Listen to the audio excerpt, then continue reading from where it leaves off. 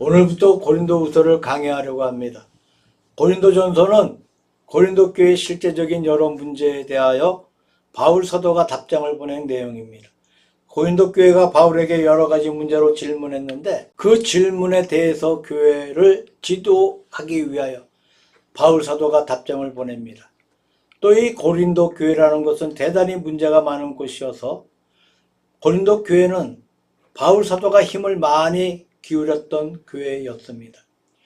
고린도 전서를 보낸 후에 사도 바울은 고린도 교회의 문제를 해결하기 위해서 먼저 디모데를 보내고 디모데를 통해서 문제 해결을 시도했습니다. 그러나 디모데가 가서 별로 효과를 거두지 못하자 이번에는 디도를 보내고 문제 해결을 위해 노력을 했습니다. 그래서 원래 디도가 문제 해결을 잘하고 에베소에 있는 바울에게 보고하기로 약속이 되어 있었는데 디도가 돌아오지 아니해서 사도 바울은 근심 가운데 에베소를 떠나서 마게도니아 지방으로 갔습니다. 사도행전에 보면 사도 바울이 고린도에 2번 간 것으로 되어 있습니다만 내가 너에게 3번째 가고자 한다 라는 그러한 말씀이 있는 것을 보면 중간에 한 번 더 방문한 것이 아닌가 생각이 됩니다. 다시 말하면 에베소에서 배를 타고 직행해서 고린도에 갔다가 돌아온 그런 사실이 사도행전에는 없습니다만은 배를 타고 고린도에 다녀온 사실이 있었습니다. 고린도 전서를 보내고 디모데를 보내고 디도를 보내고 또 자신도 한번 다녀오고 그렇게 했지만 고린도 교회의 문제가 해결되지 못해서 마음 한가운데 근심이 있던 차에 마게도니아에 갔을 때 거기에서 디도를 만나 소식을 듣게 됩니다. 그래서 너무 기쁘기도 하고 반갑기도 해서 쓴 감격스러운 마음으로 쓴 편지가 고린도 후서라고 볼 수가 있겠습니다. 고린도 후서는 2가지 내용이 크게 대조가 되고 있는데 하나는 기쁨, 또 하나는 눈물, 이 2가지입니다. 1장에서 9장까지의 말씀을 보면 감사와 기쁨이 나오고 10장에서 마지막까지에는 눈물과 책망의 말씀이 나옵니다. 사도 바울은 마음 가운데 자기의 근심하던 것을 눈물로 표현하고 또 그렇게 근심하던 교회 문제가 해결되어 기쁨으로 감사하고 있는 2가지 사실이 본문 가운데 나오고 있습니다. 마게도니아에서 바울 사도가 디도를 만났다는 사실을 본서 7장에 보면 기록되어 있습니다. 7장 5절에 우리가 마게도니아에 이르렀을 때에도 우리 육체가 편치 못하고 사방으로 환난을 당하여 밖으로는 다툼이요 안으로는 두려움이라. 그러나 비천한 자를 위로하시는 하나님이 디도의 힘으로 우리를 위로하셨으니 라는 말씀이 기록되어 있습니다. 고린도 후서를 기록하게 된 동기가 여기에서 가장 명백하게 밝히고 있습니다. 고린도 후서의 주제는 환난입니다. 여러 가지 환난받은 그러한 사실들을 많이 기록하고 있고 환난 가운데서 얻은 담대한 신앙의 은총을 여기에 간직하고 있는 것을 보게 됩니다. 예를 들면 빌립보서는 기쁨의 편지라고 합니다. 로마서는 신앙의 편지라고 합니다. 모든 편지는 각각 특색을 가지고 있습니다만은 고린도후서는 환난의 책이라 부릅니다. 사도 바울이 겪었던 큰 환난의 기록이 있습니다. 심적인 환난, 육적인 환난, 그러한 것이 고린도후서에 기록되어 있는 것을 보게 됩니다. 그런데 이제 사도 바울이 마게도니아에서 디도를 만나고 고린도 교회의 사정을 알게 되어 고린도 후서를 써 보냈습니다마는 그 후에 바울 사도가 고린도에 가보니까 그렇게 어렵던 교회의 문제가 다 해결되어 버리고 이제 아무런 문제가 없습니다. 그래서 사도 바울이 가이오의 집에 머물러 있을 동안에 모든 문제가 해결되어서 안정된 분위기 속에 앞으로 로마에 복음을 전할 계획을 세우면서 거기에서 로마서를 기록했다고 알고 있습니다. 우리가 사도 바울의 이런 전후 사정을 볼 때에 이런 이러한 것을 생각해 봅니다. 문제가 일어날 때가 있고 문제가 해결될 때가 있다는 사실이에요. 고린도 교회에 문제가 일어났을 때 사도 바울이 아무리 해도 문제가 해결되지 않았습니다.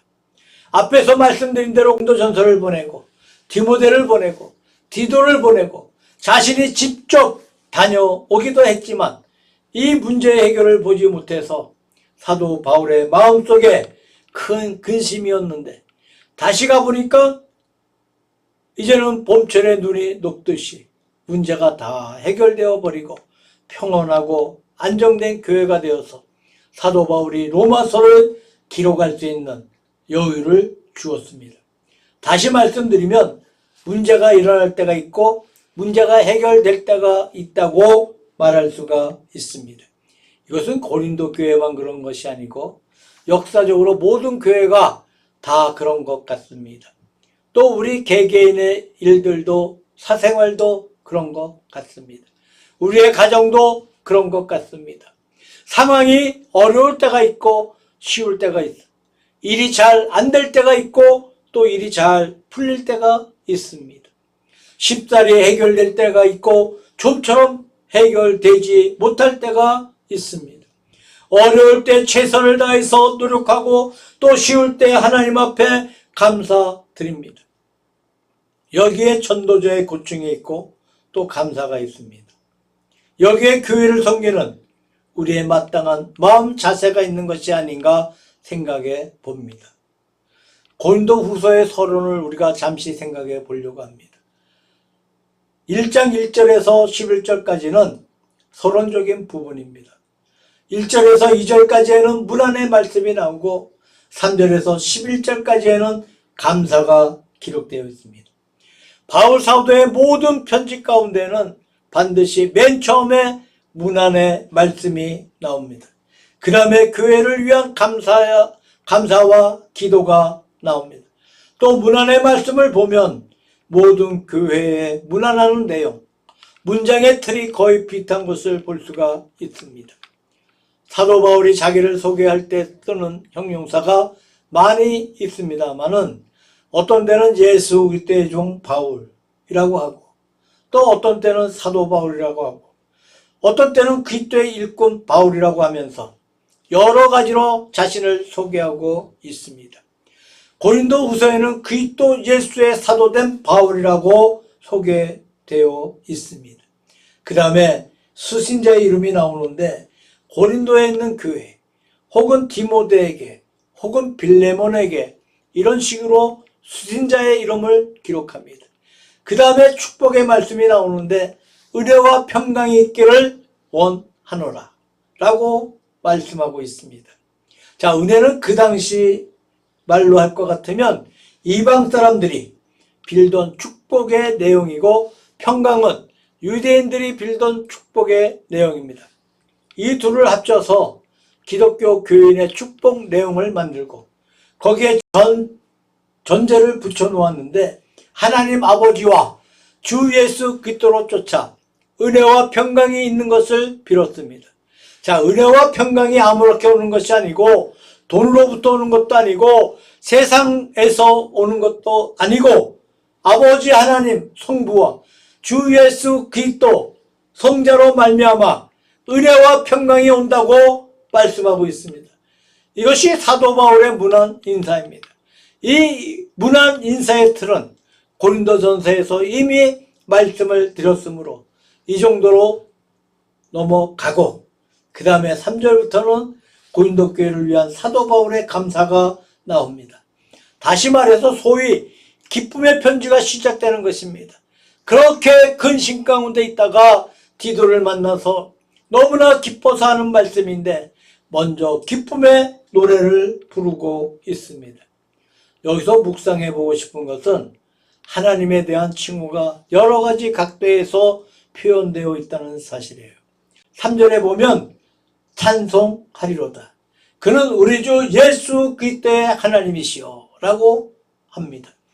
첫째로 하나님을 가리켜 말하기를 예수 그리스도의 하나님이라고 표현하고 있고 두 번째로 자비의 아버지시라 라고 표현하고 있고 세 번째로 모든 위로의 하나님이시라고 표현하고 있습니다. 자, 하나님이 누구시냐 하면 예수 그리스도의 아버지 하나님이시요, 자비의 하나님이시요, 또 위로의 하나님이시다. 이렇게 세 가지 표현으로 하나님을 표현하고 있습니다. 우리가 기도할 때에도 그렇게 하는 것이 좋을 것 같아요. 똑같은 말만 늘 되풀이하는 것보다 여러 가지 표현으로 기도하면 좋을 것 같습니다. 혹은 사랑의 하나님, 아버지요, 진리의 하나님이시여, 역사의 주인이시여, 영원하신 하나님이시여 등등 하나님에 대한 여러 가지 표현이 참 많이 있습니다. 이런 여러 가지 표현으로 기도하면 더 은혜롭고 좋은 것 같습니다. 그 다음에 하나님에 대한 다양한 표현을 생각해 보려고 합니다. 첫째로 우리 주 예수 그리스도의 하나님, 사도 바울은 하나님에 대한 칭호를 여러 가지로 사용해서 하나님의 전능성을 말하고 있습니다. 먼저 그는 우리 주 예수 그리스도의 하나님이시다 라고 말씀하고 있어요. 요한복음 20장 17절에 부활하신 예수님이 말씀하시기를 내가 나의 아버지께 가야겠다.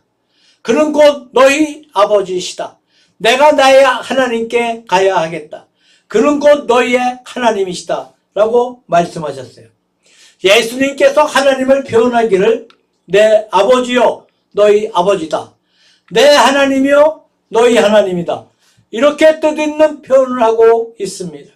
합쳐서 우리 아버지다, 우리 하나님이다 하면 될 것 같은데 그렇게 하지 않으시고 엄격하게 구별해서 내 하나님 곧 너희 하나님, 내 아버지 곧 너희 아버지라 하였습니다. 예수님의 아버지와 우리 아버지 간의 차이를 두고 있습니다. 똑같이 우리 하나님, 우리 아버지라고 하시지 않습니다. 왜 그럴까요? 과연 그렇습니다. 예수님께서 하나님을 향하여 아버지여 하시는 것과 우리가 하나님을 향해서 아버지여 하는 것은 차이가 있습니다. 예수님께서 하나님을 상대로 해서 하나님이여 하는 것과 우리가 하나님을 향해서 하나님이여 하는 것은 차이점이 있어요. 분명히 똑같지가 않습니다. 예수님과 하나님의 사이에는 물론 아버지와 아들의 관계입니다. 이 아버지와 아들의 관계는 독특한 아버지와 아들의 관계입니다. 그런 아버지와 아들의 관계는 어디에도 없습니다. 또 아무도 예수님이 하나님의 아들이신 것 같이 하나님의 아들이 되지 못합니다. 그래서 요한복음 3장 16절에는 하나님이 세상을 이처럼 사랑하사 독생자를 주셨으니 라고 말씀하고 있습니다.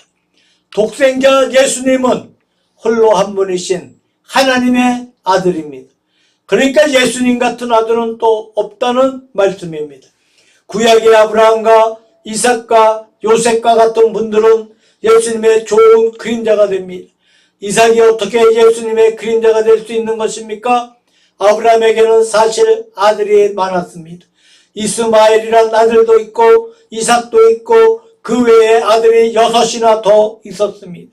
성경에 기록되어 있는 대로 하면 아들이 8명입니다.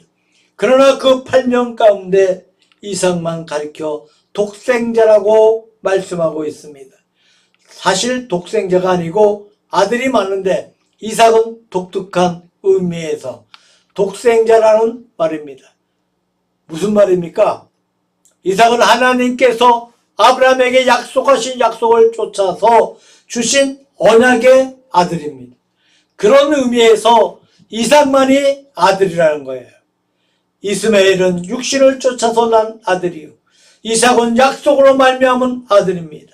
그런 의미에서 많은 아들 가운데 이삭만이 독특하게 독생자라 불리웠습니다. 예수님도 많은 하나님의 자녀 가운데서 독특하게 하나님의 독생자라 불리고 있습니다. 그 다음에 아브라함이 모리아 산상으로 올라갈 때에 이삭이 나무를 쥐고 함께 올라갑니다. 이삭이 아버지께 묻습니다.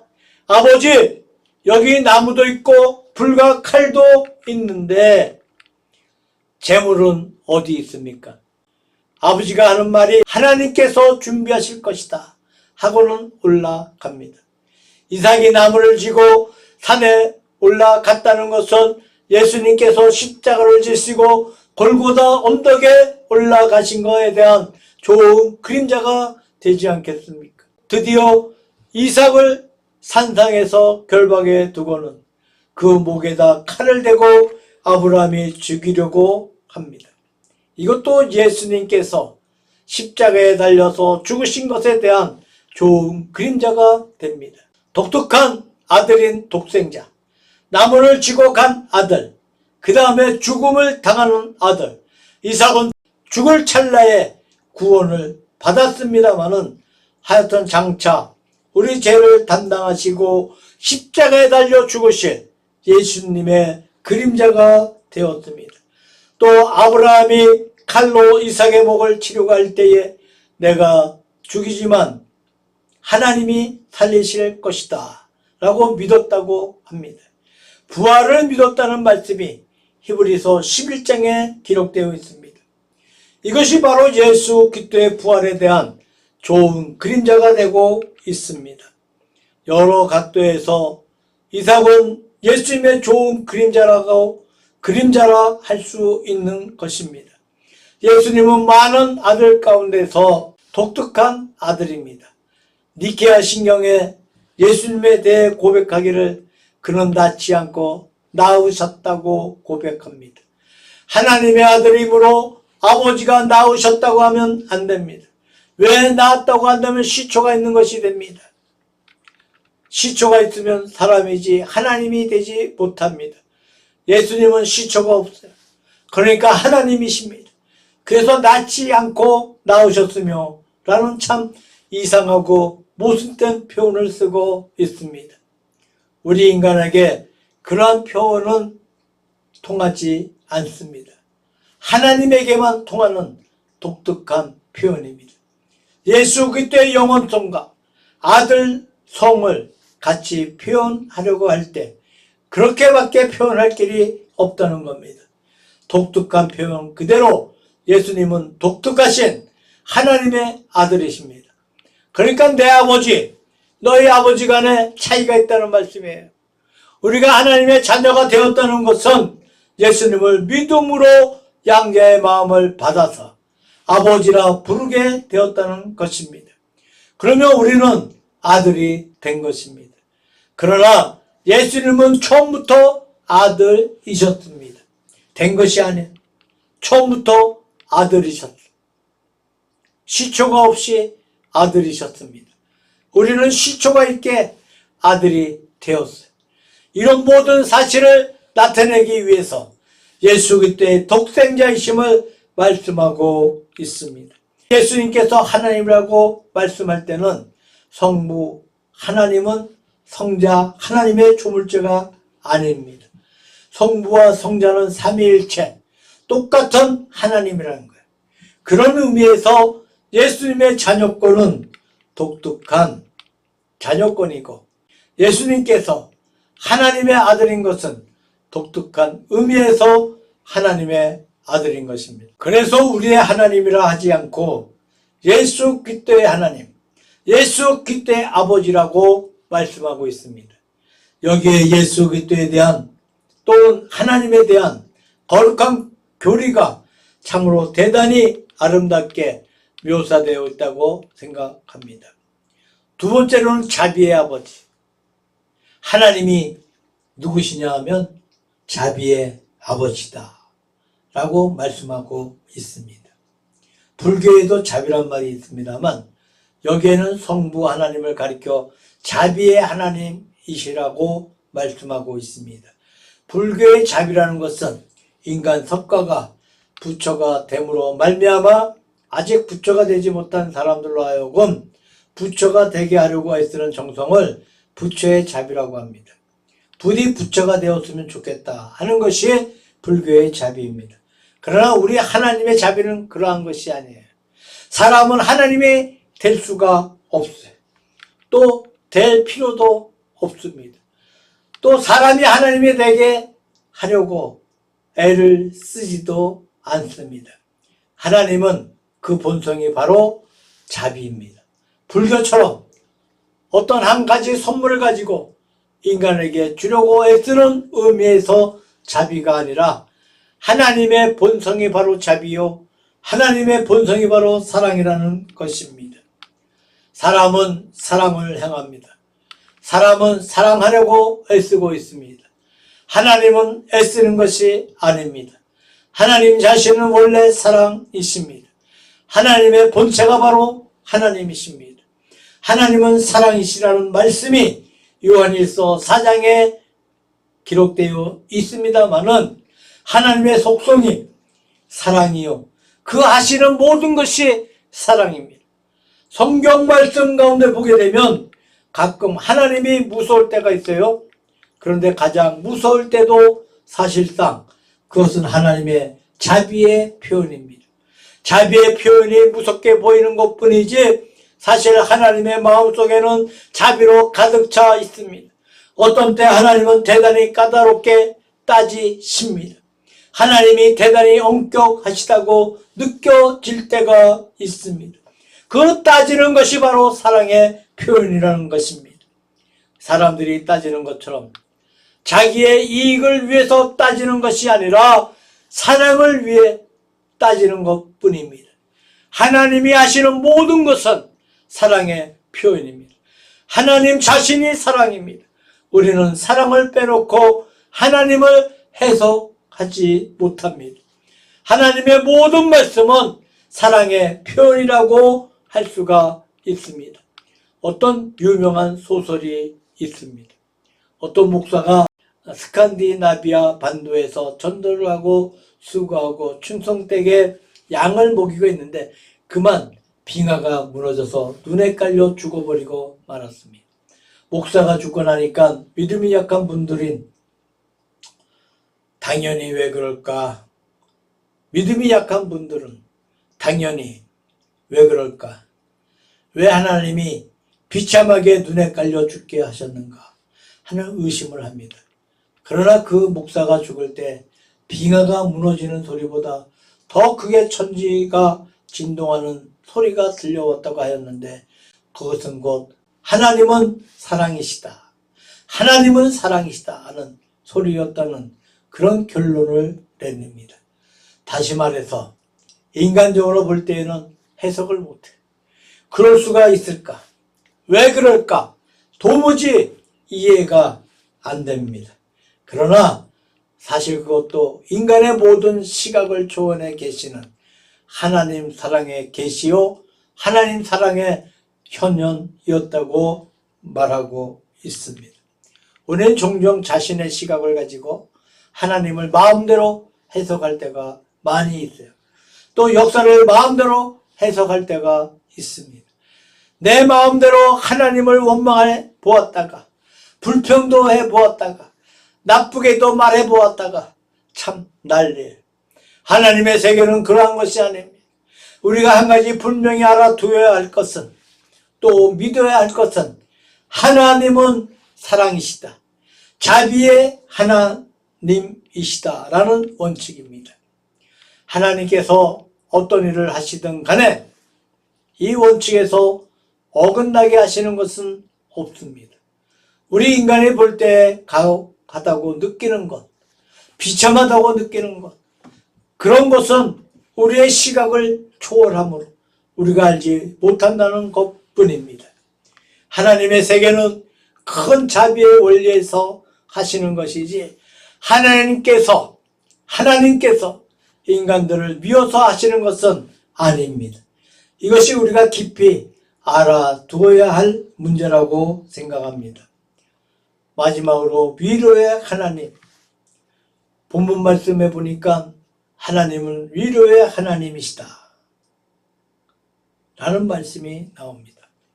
4절에 우리의 모든 환난 중에서 우리를 위로하사 우리로 하여금 하나님께 받은 위로로서 모든 환난 중에 있는 자들을 능히 위로하게 하시는 이시로다 라고 말씀하고 있어요.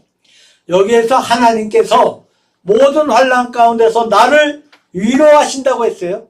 말씀드린 대로 본서를 기록하게 된 동기가 사도 바울이 고린도 교회 때문에 너무나 애태우고 초조해서 눈물로써 세월을 보내다가 마게도니아에서 디도를 만나자 곧 위로를 얻고 마음이 풀어졌다는 사실이 있습니다. 7장에 보면 마게도니아에 이르렀을 때에 사도 바울은 마음이 침체되어 있었고 비참한 가운데 있었어요. 그러나 디도를 만나자 마음이 풀어지고 마음 가운데 한량없는 기쁨이 솟아났습니다. 그때 사도 바울은 하나님의 위로를 받았어요. 디도가 오므로 하나님이 우리를 위로하셨다고 말씀하고 있습니다. 성 프란시스코가 늦가을에 어떤 곳에서 전도하러 갔는데 늦은 가을에 비가 와서 옷을 그만 흠뻑 적셔 버렸습니다. 당장 감기가 와서 몸이 부들부들 떨리고 기침이 나요. 따라가던 자들이 어쩔 줄 모르고 어떻게 하면 좋겠느냐 라고 위로하려고 했으니까 걱정하지 마라. 지금 이 순간 내 마음속에 하나님의 위로가 넘쳐 있다고 말했다는 그러한 이야기가 있습니다. 하나님의 위로가 이 시간에 내 마음속에, 우리 마음속에 넘쳐 있다고, 그렇게 우리가 위로받기를 원합니다. 원래 위로라는 말은 파라크레시스라고 하는데 성령을 가리켜 파라크레토스, 위로의 신이라고 합니다. 파라란 말은 곁에란 말이고 클레토스란 말은 갈레오란 말에서 나왔는데 이것은 불러 온다는 뜻입니다.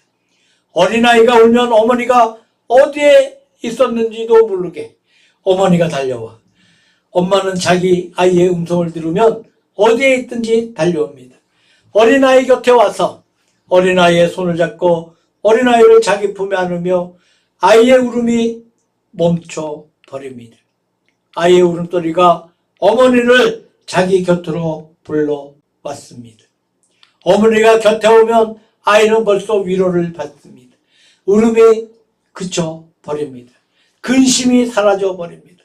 마음의 안도를 느낍니다. 하나님을 내 곁에 부르는 것이 바로 위로입니다. 우리가 무엇이 위로냐 하면 하나님이 내 곁에 오시는 것이 바로 위로입니다. 하나님이 돈을 주셔서 위로가 되는 것이 아니라, 하나님이 무슨 좋은 말씀을 해서 위로가 되는 것이 아니라, 하나님이 내 곁에 오시는 그 자체가 벌써 위로입니다. 하나님이 나를 당신 곁으로 부르십니다. 내 곁에 하나님이 계신다. 이것이 바로 하나님의 위로라는 말씀입니다. 우리가 하나님을 멀리 떠나 있으면서 하나님의 위로를 받을 수 없습니다. 하나님 곁에 있을 때만이 하나님의 위로를 받을 수가 있습니다. 아무리 험악한 곳에 간다 할지라도 하나님의 위로가 우리 마음 가운데 넘칩니다. 어떤 때입니까? 하나님이 같이 계실 때에, 하나님이 같이 계시지 못할 때 우리 마음속에 참된 위로는 있을 수가 없습니다. 바울 사도는 고린도 교회를 위한 모든 근심 속에서 하나님의 위로를 느꼈습니다. 마게도니아에서 디도를 만날 때 하나님의 위로를 느꼈습니다. 다시 말하면 하나님께서 자기 곁에 오신 것을 느꼈습니다. 이 모든 역사에 하나님의 손길을 느꼈습니다. 그래서 한량없는 기쁨과 만족을 느꼈다는 말씀입니다. 이상에서 세 가지 하나님에 대한 표현을 생각해 보았는데, 우리 주 예수 그때 하나님이라는 표현은 그리스도와 하나님과의 독특한 관계에 대한 말씀입니다. 자비의 하나님이라는 표현은 하나님은 사랑과 자비로서 모든 것을 지배하신다는 말씀입니다. 하나님은 위로의 하나님이시다 라는 표현은 내 곁에 하나님을 불러오셔서 주가 나와 더불어 같이 계실 때에 내가 위로를 받는다는 말씀입니다. 이 표현들을 먼저 우리 마음 가운데 확실하게 붙으시기를 바랍니다. 이 고귀한 교훈은 바울 사도가 얼마 동안 고린도 교회를 위해서 많은 염려와 근심을 한 끝에 얻어졌던 교훈이었습니다. 누워 잠자다가 얻어진 것이 아니, 고린도 교회를 위해서 애태우고 눈물로 세월을 보내고 기도하다가 얻어진 교훈이었습니다. 이 값비싼, 이 존귀한 교훈이 우리의 교훈이 되고, 또 우리가 이런 신관을 확실히 가질 때 거기에서 주님의 모든 진리가 우리가 올바르게 깨달을 수 있다고 믿습니다.